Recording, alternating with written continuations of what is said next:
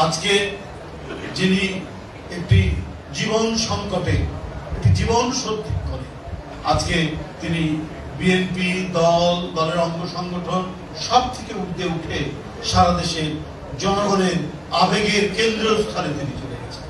হাহাকার করছেন। রিক্সায় উঠি, রিক্সাওয়ালা বলে ভাই ম্যাডাম কেমন আছে। সিএনজিতে উঠি, সিএনজি ওয়ালা বলে ম্যাডাম কেমন আছে। বাসে উঠি, যারা চেনে তারা বলে ভাই ম্যাডাম কেমন আছে। এই যে মানুষের অনুভূতি, এই যে মানুষের আবেগ, এই যে মানুষের শ্রদ্ধা একজন মানুষের প্রতি, এটা জনগণের পক্ষে না থাকলে, জনগণের সাথে না থাকলে এটা কোনোদিন অর্জিত হয় না। একজনকে আমি আগেই বলেছি, পার্থক্য তো জনগণই করে। একজন বারবার পলায়নবাদী হওয়ার দৃষ্টান্ত বাংলাদেশের মানুষের কাছে আছে। ধমকের চোটে, হুঙ্কারের চোটে পালিয়ে গেলেন, শর্ত দিলেন বেগম জিয়াকেও দিতে হবে, কিন্তু বেগম জিয়া কিন্তু পারলেন না। এই মাটি, বায়ু, এই নদী, এই বাতাস তার দেশপ্রেমের মধ্যে, তার অন্তরের মধ্যে মিশে আছে। মঈনুদ্দিন ফখরুদ্দিন পারল না তাকে, জেলে গেলেন, জেল খাটলেন, তারপরেও তাকে টলাতে পারল না, বিন্দু মাত্র টলাতে পারল না। তো আমরা যে অহংকার নিয়ে ঘুরে বেড়াই, এই যে আমরা, আপনারা, আমি, মুন্না, নয়ন, রফি, সবাই আমরা যারা আছি, আমাদের অহংকার তো একটাই, দেশনেত্রী বেগম খালেদা জিয়া যে নেত্রী কথা দিয়ে কথা রাখে, যে নেত্রী ওয়াদা বরখলাফ করে না, যে নেত্রী জনগণের প্রতিটি অঙ্গীকারের সাথে নিজেকে অত্যন্ত দৃঢ় এবং দীপ্ত ভাবে অটুট বন্ধনের মধ্যে নিজেকে যিনি জড়িয়ে রাখেন, সেই নেত্রীর আমরা তো কর্মী, সেই নেত্রীর আদর্শের সন্তান আমরা। সেই আবেগ, সেই অহংকার নিয়েই তো আমরা চলি। আমাদের নেত্রী, দেশনেত্রী বেগম খালেদা জিয়া এখন সারা জাতির জনগণ মনে করে এই জাতির এক কিংবদন্তি তুল্য নেত্রী বেগম খালেদা জিয়া।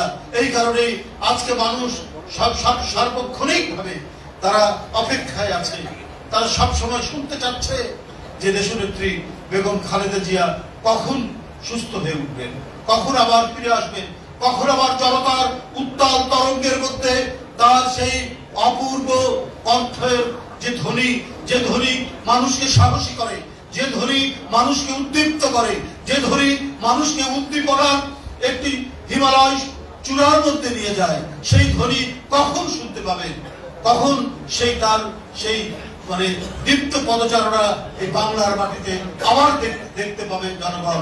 এই কারণেই আজ জনগণের মধ্যে এত আকাঙ্ক্ষা, এত আকুলতা আমরা আজকে দেখতে পাচ্ছি। বন্ধুরা আমার, আমরা সেই নেত্রীর আদর্শে, সেই নেত্রীর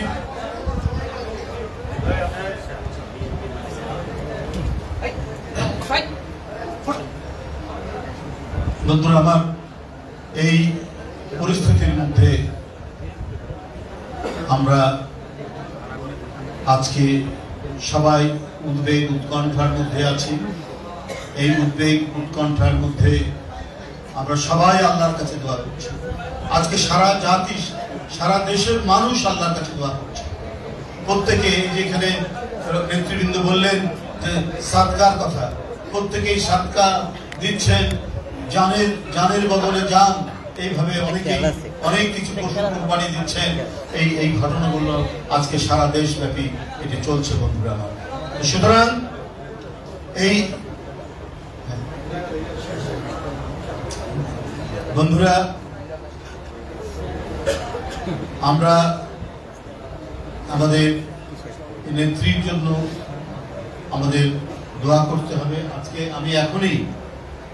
আমি এখনই হাসপাতাল থেকে আসলাম, এভার কেয়ার থেকে আসলাম। সেখানে ডাক্তারদের সাথে কথা হলো। আমাদের ডাক্তার জাহিদ ভাই, তিনি সাংবাদিকদের সঙ্গে কথা বললেন। মানে অনেক সংকট এবং উদ্বিগ্নতার মধ্যে আজকে যেন কিছুটা হলেও একটু মানে আশ্বাস এবং একটু আলোর রেখা আমরা জানতে পারলাম যে তিনি চিকিৎসা নিতে পারছেন, তাই বন্ধুরা আমার, আমরা আরো আল্লাহর কাছে দোয়া করব। নিশ্চয়ই আল্লাহ তিনি সুস্থভাবে তার মানে সম্পূর্ণভাবে সেরে উঠবেন এবং আমাদের কাছে ফিরে আসবেন। আমি আর বক্তব্য বাড়াতে চাই না। এখানে জাতীয়তাবাদী যুব দলের নেতৃবৃন্দ যারা আজকে এই দোয়ার আয়োজন করেছেন সকলকে আবারও ধন্যবাদ জানাচ্ছি। আমরা সবাই তাই মনোবাক্যে আল্লাহর কাছে দেশনেত্রীর দীর্ঘ জীবন এবং সুস্বাস্থ্য আমরা কামনা করব। সকলকে ধন্যবাদ। খোদা।